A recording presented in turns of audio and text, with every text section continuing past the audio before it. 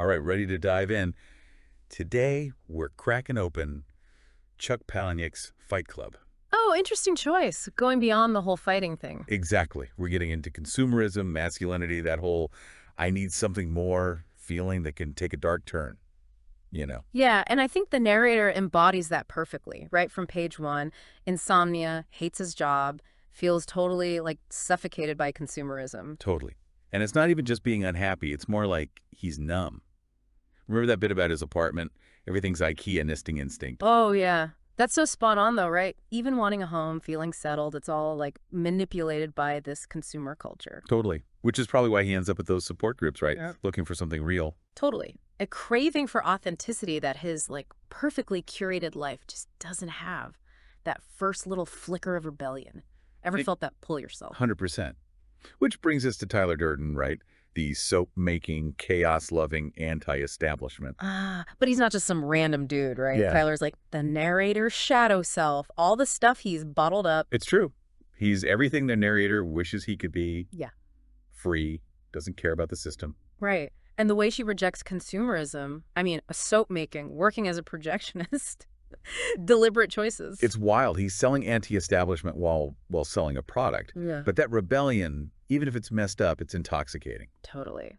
Which leads to Fight Club, of course. Yeah. A place to just break free, no masks, just raw, you know. Primal. Add those rules, right?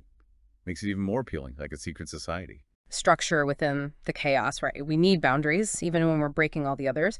But even as he's into it, there's that part about his injuries. Yeah. Like, how sustainable is this, really? Is this freedom or just chasing a feeling? And that's the thing about rebellion, right? You get a taste, feels good, but how long can you really keep going like that? Then, boom, Project Mayhem. It's like Fight Club level 2. Those little homework things at first. Spray painting logos, messing with stuff. But then it gets intense. Oh, yeah. Tyler's pushing them on purpose, I think. Further and further out of their comfort zones. Remember that whole thing about the soap?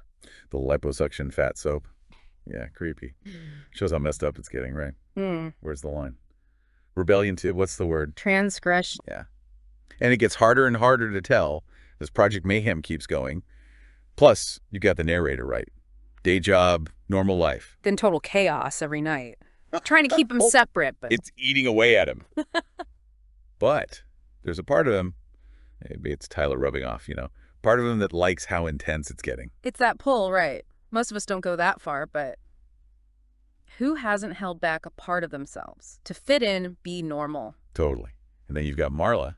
Talk about a wrench in the whole system Tyler's building. She sees right through him. Tyler, I mean, all that tough guy stuff, there's hurt there too. She's drawn to it somehow. It's a messy relationship, but they're both so broken, right? Looking for something real, but going about it all wrong. We're drawn to what we recognize, Sometimes it's great, sometimes disaster. And then just as it's peaking, bam, Tyler's not real. Whole world explodes. The guy who tells you to fight the system, blow it all up, he's all in your head. And suddenly he can't blame Tyler anymore. Right. It's his anger, his disillusionment, that shadow self is him. And it makes you think, why did Tyler even show up in the first place? What was missing? Right? I mean, the guy who told you to fight the man, literally blow it all up, he's not even real. What does that even mean? It's huge. It means the narrator, he can't point the finger at Tyler anymore. It's his anger, his problem. Tyler's a part of him. And not just accepting that Tyler's not real, but like, why did he show up at all? Exactly. Remember at the beginning, narrator's talking about feeling numb, like he's living a copy of a life. Yeah, he's just going through the motions. Right. Empty. And that emptiness, it's like it called Tyler into being. It's so messed up. He wanted to change so bad, but he got a whole other personality instead. And that's what makes the whole blowing up buildings thing so interesting. Ultimate test, right? You think? Total test. Can he take control back? Even if it means facing those impulses, those dark parts that Tyler is. And those buildings, they're not random. It's the whole system he hates. Right. It's like Tyler's taking the easy way out, destruction, not change. But the narrator, Yeah. even after everything, Yeah. I feel like he still wants something to hold on to. Yeah.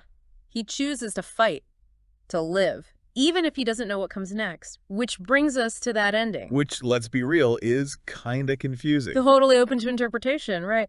I mean, he's with Marla. It seems like Tyler's gone. But then that line, you met me at a very strange time in my life. Chills. Like, is Tyler really gone? Or is there always that piece left? And that's Fight Club, right?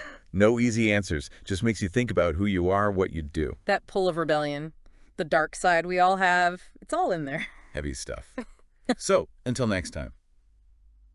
Maybe lay off the actual fighting, but keep exploring those shadowy parts. Yeah, Just maybe with a therapist, not by punching yourself in the face. definitely safer that way.